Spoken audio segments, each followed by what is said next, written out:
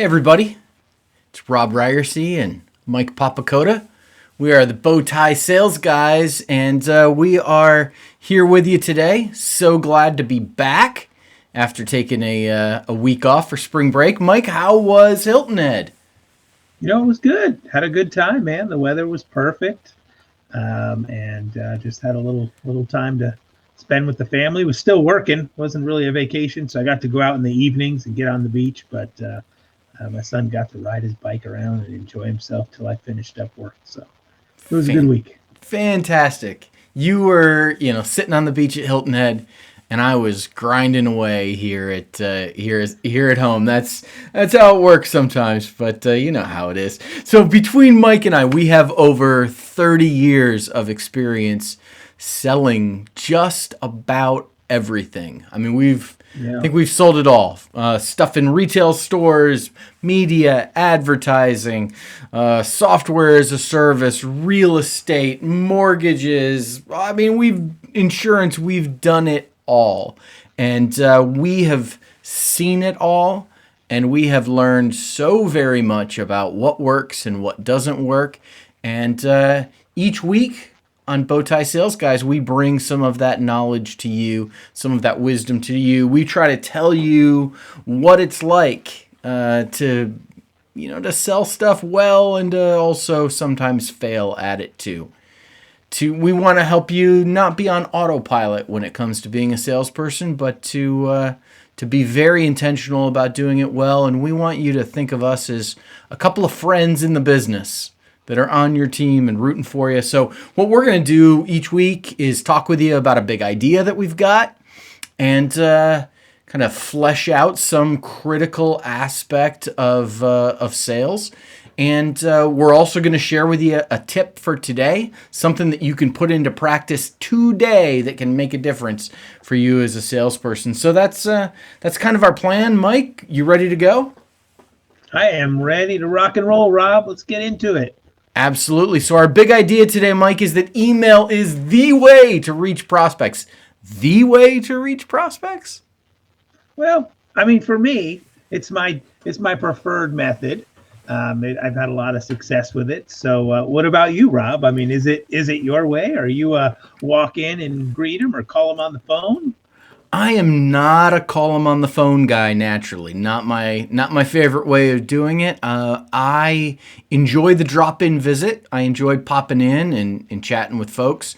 Um, but I'm a big fan of email, and probably certainly now in our in our still in the COVID era of life, email is the way to go. And I mean, here's my thing, and this is probably a whole different discussion, it's a whole different podcast than so I don't want to completely derail us. But here's my thing is, I believe that you've got to not just do what is comfortable for you as a salesperson, because if you do that, you are going to cut yourself off from being able to reach prospects and customers who are different from you. So Right. email might be your thing. Social media messaging might be somebody else's. Phone calls might be somebody else's. Popping in might be somebody else. I believe you've got to do all of it when it comes to prospecting, because you want to make sure that you reach your prospect, you reach your customer the way that works for them. And if you say, "Oh, I'm not going to do that. I don't do that." Well, you are, just chopping off some percentage of potential customers because your refusal to make a phone call, or your refusal to send a prospecting email because maybe you say, "Oh, I hate getting spam. I'm never going to do this." You are completely eliminating your ability to reach some percentage of your customers that's their preferred method, and they'll answer your email long before they will ever talk to you when you walk in the door. Yeah. No, that's an excellent point, Rob. Just you have to meet your customers where they are. And so there's a lot of different ways, like you said, social networking from social sites, or even when we get back to being able to go out and doing networking events or calling. I mean, so some people's it's sending a letter. So there's a lot of different ways to prospect. I just have found, for me, it's one of those prospecting tools that I've gotten really good at doing. And so I'm able to reach a lot of people that way. But that doesn't mean I don't pick up the phone and make calls or go to networking events and meet people. So, yeah, you definitely don't want to say it is the way. It's one way. And I think it's one very effective way. Absolutely. So give us the rundown, Mike, on why you're such a big believer in email. Well, I think done right, it is the least intrusive way to start a conversation. They get to read it on their time. With a phone call or a drop in, you just never know where you're going to catch that person. I mean, they may be in the middle of something huge and you're calling them and interrupting them.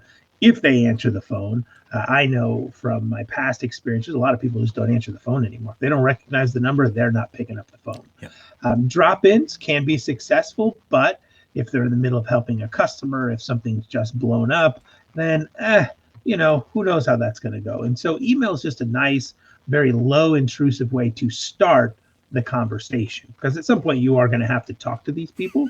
But I just think it's a really great way to start that conversation. Yep.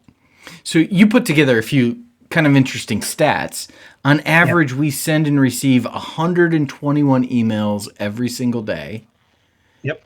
Research says that 5 out of 10, so half of them are spam, and the average open rate is 20%. So 60%, so every day, so like if these numbers are right, and I have every reason to believe they are, every day people are getting 60 emails that are not spam, and they're opening 12 of them?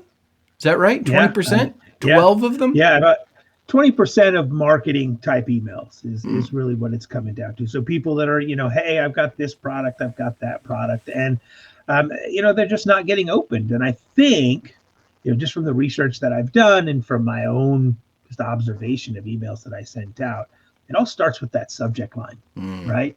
I mean, when you get an email, the first thing that you go to is the subject line. And so I think one of the reasons that people don't get their emails open is because their subject line is boring, or they try to jazz it up too much. And it's like, that's over the top. I'm not looking at that. That's a sales email. I can tell that from a mile away. And so, there's a lot of different reasons why emails don't get opened or they don't get responded to. Maybe the email isn't clear. The email's too long. And then, listen, phone calls and drop-ins, timing can be off. Emails can be off too. You could send that in the middle of a firestorm for them and they're just not going to read the email. So there are a lot of reasons why the emails don't get opened. But I think it definitely starts with that subject line. And we'll talk about that here in just a minute. But what I'd like to kind of just focus on with you, Rob, and I know you and I have talked about this at length, just kind of that anatomy of an email, right?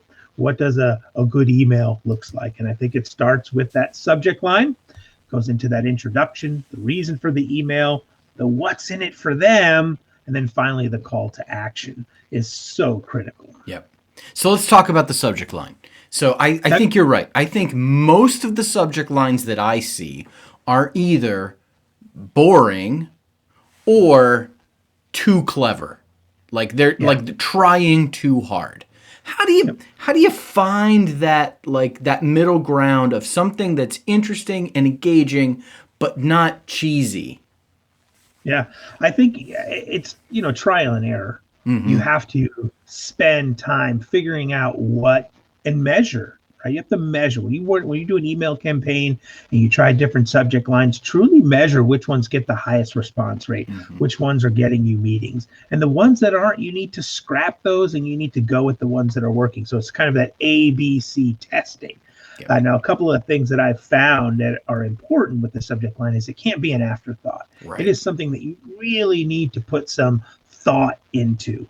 And you need to spend some time thinking about it because it's what's going to push somebody to even open the email. If they never open it, then you are not going to get an opportunity to have a conversation with that person. And so I think that you want to make sure that they're short, that they're descriptive, and that they give the person that email is going to a reason to continue reading the email. Pique curiosity without being like, too clever.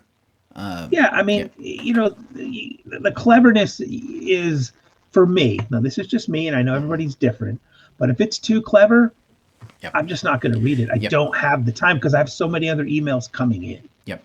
And I would recommend folks to, get online and Google, good sales email subject lines, because there are tons of articles out there about this. But you've got to be really careful with that, to not just cut and paste and use everything that's there, because some of them really do, in my opinion, shift towards the really cheesy side of things. Yep. And the like, the eye roll. I can tell this is a sales email from a mile away, and I want no part of it. So I, definitely get out there and look around and see, because, get some ideas. So much of sales is borrowing from what's worked from other people, and like, you don't have to reinvent the wheel. So find out what's out there, but just be, kind of judicious about it. Now, Mike, you've got a couple that you really like, right? That have worked for you over and over again. What are your go-to sales email subject lines? The top one for me, and it's very straightforward. It's to the point. I'm not trying to BS you. I'm telling you right what I need right from the top, which is meeting requests for Mike Papakota. And I can't tell you how many responses I get to that, because I think people appreciate the fact that I'm not trying to snowball them and trick them into something. I'm laying it out right for them from the get-go that I'm asking for a meeting request. Sometimes if I'm using LinkedIn, I'll reference their LinkedIn profile, or I'll reference somebody that we have a mutual connection with. So, our mutual LinkedIn connection, say Bob Smith, or if I've left them a voicemail, if I've done that call, it's voicemail from Mike Papakota. And so a lot of those I've had some really great success with. But I will tell you, Rob, that top one, meeting request for Mike Papakota, that is a home run every single time. Yeah. You have absolutely converted me to the meeting request subject line. It is my go-to subject line when I'm sending out a prospecting email, because a meeting is what I want. Like it is what this email is a meeting request. I'm not trying to sell you something right now. I'm not trying to, all I want to do is talk to you. And that's, and absolutely. I love, the meeting request, and you can kind of vary it a little bit.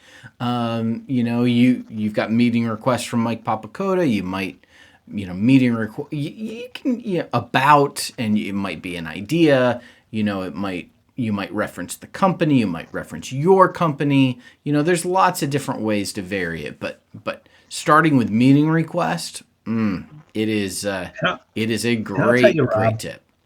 One of the other things that I do is, instead of just having the subject line as the subject line, I add an RE, or the re, to it, and I find that has helped to increase the open rates of people who are looking at that email. So it's just kind of one of those other little nuances that helps to drive the open rates. And that's what it's all about. Yeah. You need to get people to open the email. And the reason for that is because in many email programs, once you've replied to something, when you get another email back in that thread, it has that RE, that regarding thing there. So your brain is trained when you see that to think, oh, I've already been a part of this conversation.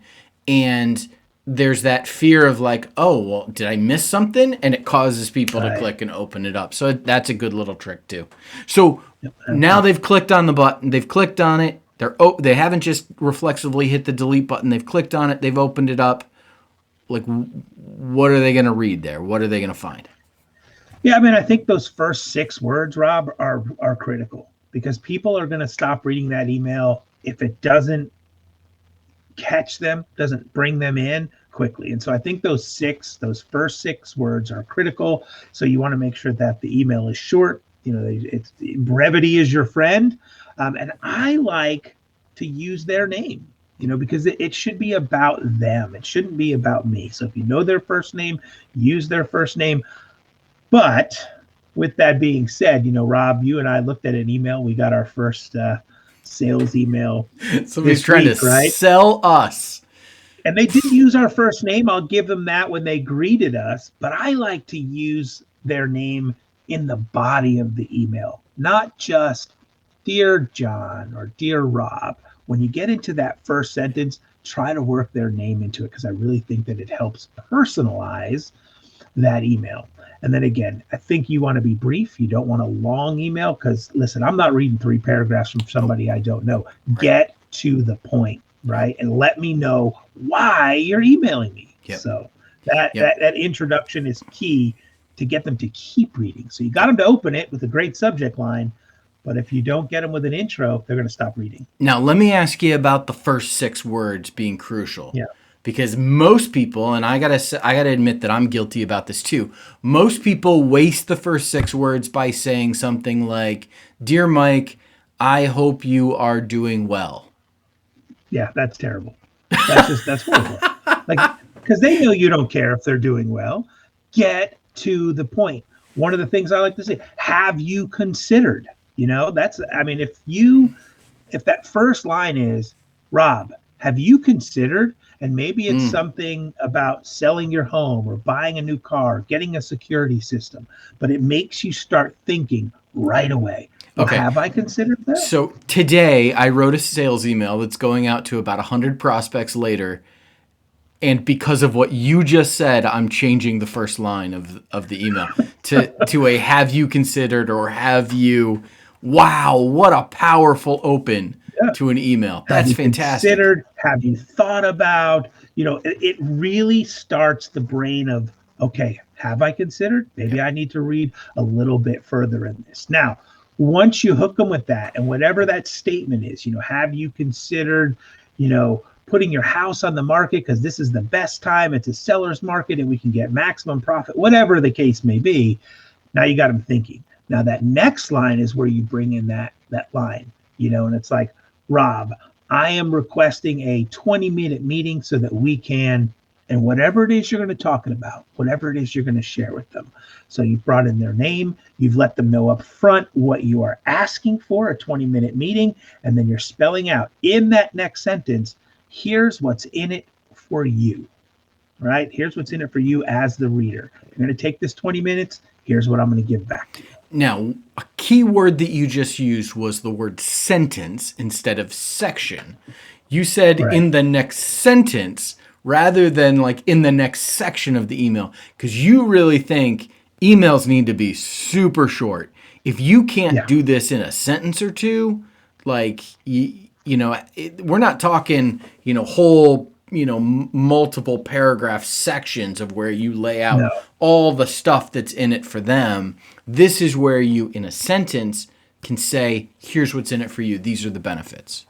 Yeah, I mean, it's your written elevator pitch, right? I mean, if you're going to meet somebody for the first time, you're not going to stand there for 30 minutes and explain to them what it is that you do. You're going to tell them like that, here's what I do and here's how I help people. And your email needs to do the same thing because people are busy. You've already intruded on them. Again, it is the least intrusive way, but you've still stopped them from doing their normal day-to-day. And so you want to keep that email short. You want to keep it brief, to the point, and let them know what's in it for them. Okay. So we've got a great subject line. We've got a catchy, hooking introduction. We've got a what's in it for them statement. And then we're calling them to action. We want them to do something. That's the absolute key. And I've had multiple prospects tell me the reason I've responded to your email is because you asked me to look at my calendar. I mean, and for whatever reason, people will stop and look at their calendar. And so, Rob, you and I have used this for years. We'd like to have a 20-minute meeting on Friday at 2:00. Would you mind taking a look at your calendar and let me know if that will work for you? And typically the reply is, yep, that time is great. Or no, but I can meet you on Monday at 3:00. And I think it's because we've asked them to take a specific action on a specific day at a specific time, as opposed to, well, when can we meet? Because now you're asking them to, the onus is on them to pick a time and a day. Whereas if I give them a specific time and I give them a specific day, they can say yes, or they can give me an option for a different time. But I have found that works terrific. Yes. When you propose a specific time, what you are asking them to do is to look at their calendar and say yes or no. When Yep. you say, what would be a good time for us to meet, you are asking them to look at their calendar and consider all of the things that they have going on in their lives that could fill up that spot or not fill up that spot. It is decision-making overload that you give them when you say, when would be a good time to meet? You're and there's vapor lock that happens when people have to make all those decisions. But when you give them a specific time that says, can you meet Friday at 2? Yes or no. That's one decision they have to make. And it's so key. And what they'll do is if the answer's no and they do want to meet with you, they'll propose another time. Which happens quite often. And I think the key, though, Rob, and you and I have talked about this for years. We mentioned it in the last podcast, I think, putting a specific time period of amount of time that you want to meet so that they know. And I love 20 minutes because in 20 minutes, I can come lay out the basics of my idea. Most people will commit to 20 minutes. And when I get into the meeting, that 20 minutes, I stick to it unless they want to continue going. But I think it's absolutely critical in the email to spell out 20 minutes. Yes. Can we meet for this amount of time on this day at this time? Yep, absolutely. So, there is, so much more we could talk about with email in terms of follow-up and how that works. I mean, this is a huge subject that I'm sure we're going to come back to over and over again. But the big idea here today is that email reaches prospects. Email is not dead.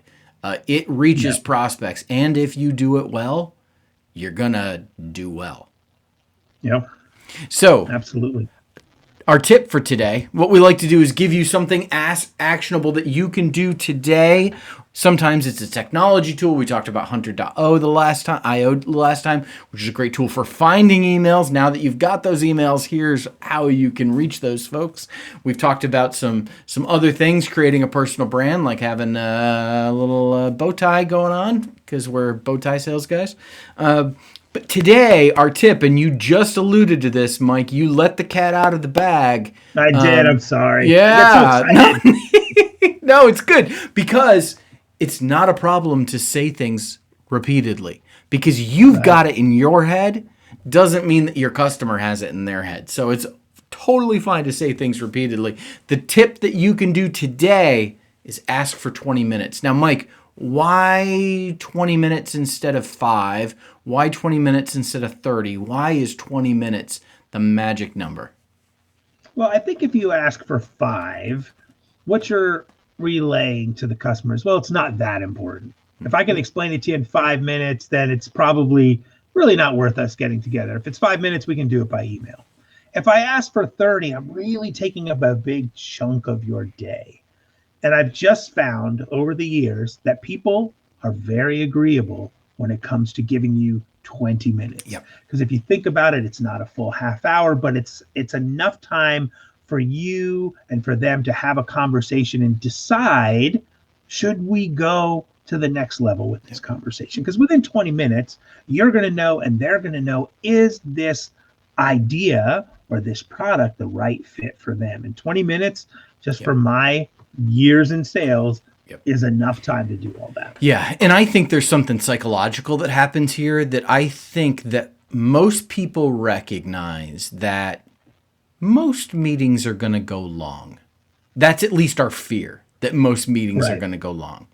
So if you ask for 30 minutes and the meeting swells, they're scared it's going to swell to 45 minutes to an hour. And now that feels like a gigantic chunk of the day.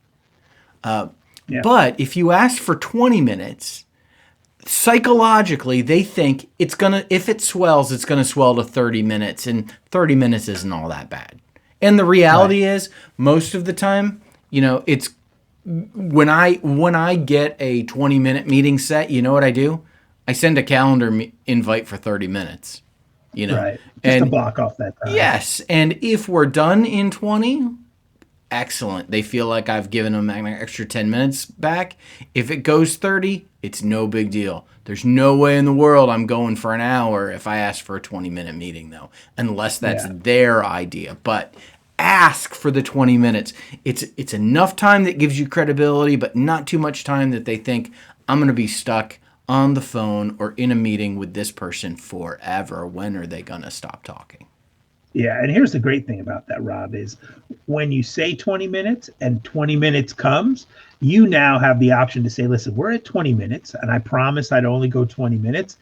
And if we need to stop now, certainly we can end here. Or if you'd like to discuss a little further, we can do that. And I have found that from a credibility standpoint for you as a salesperson, really says, okay, this person is conscious of my time. Yep. They've given me the option to stop, but I want to hear more because I am interested in what they have to say. So, yeah. Yep, absolutely critical. What a fantastic thing that you can do today. Ask for 20 minutes. Well, Mike, we have gone a little bit more than 20 minutes with folks today, which is fine. That's good. Like we're bringing value. It's not a problem. But if you are enjoying the Bowtie Sales Guy podcast, a couple things we'd ask for you to do. One is to, if you're listening on Apple Podcast, to give us a 5-star review and write a few sentences about, how this podcast is helping you be a better salesperson. That is super appreciated. And, whatever happens on Google Play and Spotify, give us the thumbs up in all of those places. Also on YouTube and Facebook, where we've got the Bowtie Sales Guy Facebook group where we broadcast live. We'd love to have your comments. Mike and I will interact with you and chat with you there about, if you've got questions, if you've got thoughts, things that have worked or not worked, if you need to workshop an email, we're willing to help out with all that. We want to be your friend. Like all of us need like a kind of a partner in this sales process because it's difficult, it's hard, and Mike and I have been that for each other for a long time, and we want to share that with you. So feel free to interact with you. We're here to help out with that.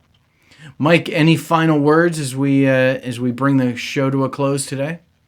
Rob, the only thing I would say, and I know we've talked about this before, is when you're writing those emails, write them once, write them twice, have somebody else read it, and then write it again, because you will find things that you can take out. It's going to start off probably pretty long, but if you go back and you just file it down to that final brief email, you will find that you'll have a lot of success with that. But other than that, get out there and sell, folks. That's right. You got this.